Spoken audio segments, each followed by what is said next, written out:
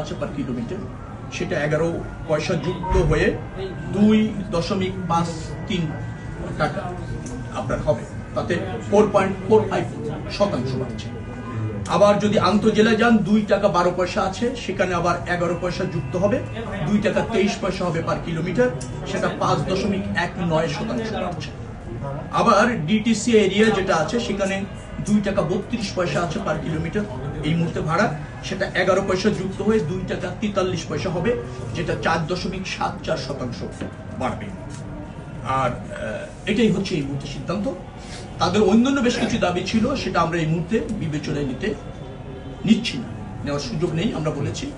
তো আশা করছি যে যতটুকু সমন্বয় করা এখানে হয়েছে সেটা এই পরিস্থিতিতে, যেহেতু জ্বালানির দাম বেড়েছে, আমরা এতটুকু সমন্বয় করতে সক্ষম না। মনিটরিং আমাদের আগেও আছে, এটা নির্ধারণ করা হবে, প্রজ্ঞাপন জারি করে নির্ধারণ করে দেওয়া হবে।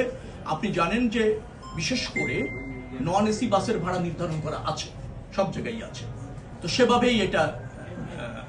আপনি যদি ওই প্রশ্ন বলেন যে টোটালি ভাড়া নির্ধারণের ক্ষেত্রে কিছু অসঙ্গতি আপনার ওখানে বক্তব্য অনুসারে থাকতে পারে, তো সেটা আমরা তো নতুন ভাড়া নির্ধারণ করার জন্য আজকের এই মিটিং নেই, 2 দিনের মিটিং। আপনি যেগুলি বললেন, যদি মনে করি যে আমরা ভাড়া পুনর্নির্ধারণের একটা কার্যক্রম প্রয়োজন আছে সময়ের পরিবর্তনের সাথে, বিদ্যমান পরিস্থিতি, সম্ভাব্য পরিস্থিতি বিবেচনা করে, তখন নিশ্চয়ই আপনার এই বিষয়গুলি নিয়ে আমরা ওইবার আলোচনা।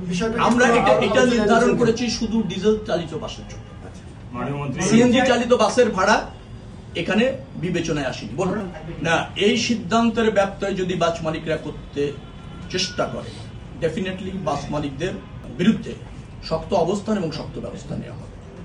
বিআরটিএ নির্ধারণ করা এবং আমরা আলোচনা করে যে সিদ্ধান্তে উপনীত হয়েছি, বাস মালিকরা অঙ্গীকার করেছে তারা এই সিদ্ধান্ত যে কোনো মূল্যে মানবে এবং অনুসরণ করবে।